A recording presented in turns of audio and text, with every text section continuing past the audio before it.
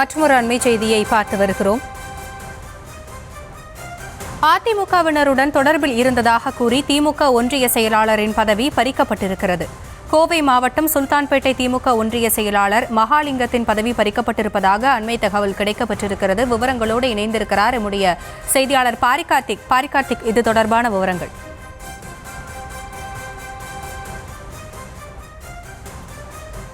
அதிமுகவினருடன் தொடர்பில் இருந்ததாக கூறி திமுக ஒன்றிய செயலாளரின் பதவி பறிக்கப்பட்டிருக்கிறது. கோவை மாவட்டம் சுல்தான்பேட்டை திமுக ஒன்றிய செயலாளர் மகாலிங்கத்தின் பதவி பறிக்கப்பட்டிருப்பதாக தகவல் வெளியாகியிருக்கிறது.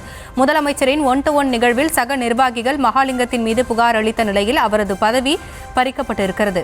புகார் நிரூபிக்கப்பட்டதை அடுத்து பதவியில் இருந்து நீக்கம் செய்யப்பட்டிருக்கிறார். அதிமுகவினருடன் தொடர்பில் இருந்ததாக கூறி திமுக ஒன்றிய செயலாளரின் பதவி பறிக்கப்பட்டிருக்கிறது. கோவை மாவட்டம் சுல்தான்பேட்டை திமுக ஒன்றிய செயலாளர் மகாலிங்கத்தின் பதவி பறிக்கப்பட்டிருக்கிறது.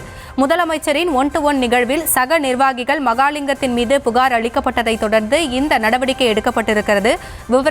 விவரங்களை வழங்குவதற்காக இணைகிறார் பாரிகார்த்திக். விவரங்களை வழங்கலாம்.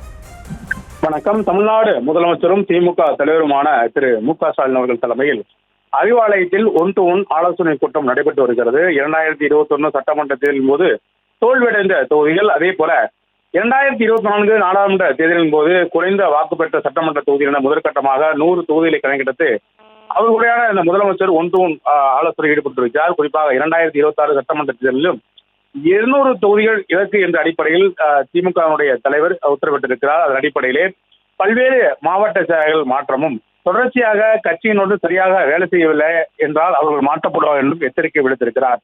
இந்நிலையில் தற்போது கோவையை பொறுத்தவரைக்கும் கடந்த 2021 ஆண்டு 10 தொகுதிகளிலும் அதிமுக கூட்டணி வெற்றி பெற்றது. தமிழகம் முழுக்க திமுக வெற்றி பெற்றாலும் கூட கோவையை பொறுத்தவரைக்கும் ஒரு தொகுதியில் கூட வெற்றி பெறாத ஒரு சூழல் உருவானது. இந்நிலையில் அங்கு இருக்கக்கூடிய மாவட்ட செயலாளர் கார்த்தி சமீப காலத்திற்கு முன்னதாக மாநகர செயலாளர் மாற்றப்பட்டார். இந்நிலையில் கோவையில் சரியாக வேலை செய்யாதவர்கள் அனைவரும் மாற்றப்படுவார்கள் என்றும் அறிவிக்கப்பட்ட நிலையில் தற்போது அதிமுகவினரோட தொடர்பில் இருப்பதாக கூறி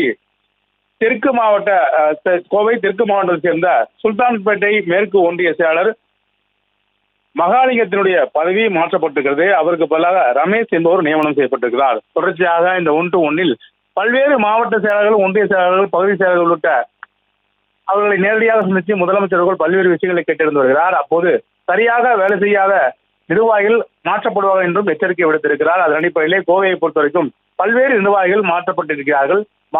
மாவட்ட செயலாளரை தொடர்ந்து தற்போது ஒன்றிய செயலரும் மாற்றப்பட்டிருக்கிறார். இந்த பதவி பறிப்பு என்பது கோவையை பொறுத்தவரைக்கும் தொடரும் என்று எதிர்பார்க்கப்படுகிறது. விவரங்களுக்கு நன்றி பாரிகார்த்திக்.